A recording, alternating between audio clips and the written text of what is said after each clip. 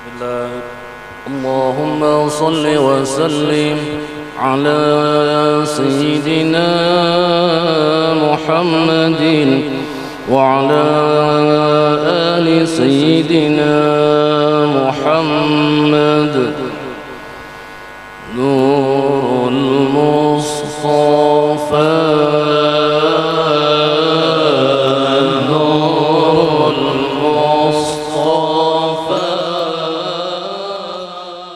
Masjid Agung Al-Falah, Batulisin. Jika Anda ingin melihat secara langsung bangunan masjid dengan gaya Timur Tengah, Anda tidak perlu jauh-jauh bepergian ke negara di Timur Tengah, karena saat ini di Nusantara kita pun sudah banyak sekali masjid-masjid yang mengadopsi gaya dari arsitektural khas Timur Tengah.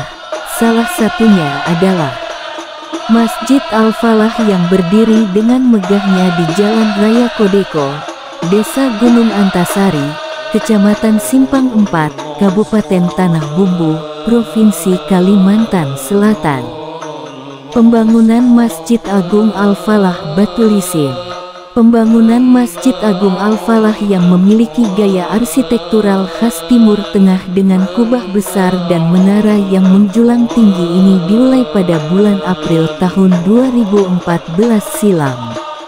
Pembangunan Masjid Al-Falah ini mengadopsi gaya khas Timur Tengah dan beberapa desain khas Provinsi Kalimantan Tengah di bagian interior bangunan utamanya. Bangunan utama masjid ini berdiri di lahan seluas 1,6 hektar. Pembangunannya dibiayai oleh pengusaha muslim kaya raya, Haji Samsudin Andi Arsyad atau kerap dipanggil dengan nama Haji Isam, pendiri perusahaan John Lin Group.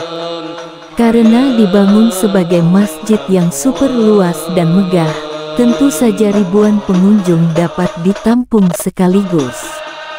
Selain bangunan utama yang memiliki luas yang besar, tentu saja kapasitas parkir yang disediakan juga sangat luas. Lahan parkirnya dapat menampung hingga 100 kendaraan roda 4 dan kendaraan roda 2 hingga 150 unit. Lahan parkir ini ditata secara terpisah untuk khusus roda 4 dan roda 2. Sehingga jalur keluar masuk kendaraan menjadi lebih efektif. Area parkir roda 4 ditempatkan di bagian selatan masjid, sedangkan roda 2 diletakkan di sisi utara masjid. Arsitektural Masjid Agung Al-Falah Batulisin. Jika dilihat sekilas, tentu saja kita akan langsung mengingat desain yang dimiliki oleh masjid-masjid di Timur Tengah pada umumnya, dengan ciri khas kubah utama berukuran besar, dengan beberapa menara yang menjulang tinggi seakan-akan menusuk langit. Masjid Agung Al-Falah ini juga memiliki satu kubah berukuran sangat besar, ditambah dengan dua menara yang menjulang tinggi mengapit pintu gerbang utama, atau diletakkan pada sisi kiri dan kanan masjid, menyatu pada bangunan dinding plaza, halaman. Masjid Agung Al-Falah ini dibangun persis seperti desain Masjid Timur Tengah, dengan pelataran atau plaza yang luas, dikelilingi dengan tembok berongga. Pelataran luas tersebut biasanya digunakan sebagai ruang tambahan sholat jika pada ruangan utama sudah tidak mampu menampung jamaah lagi.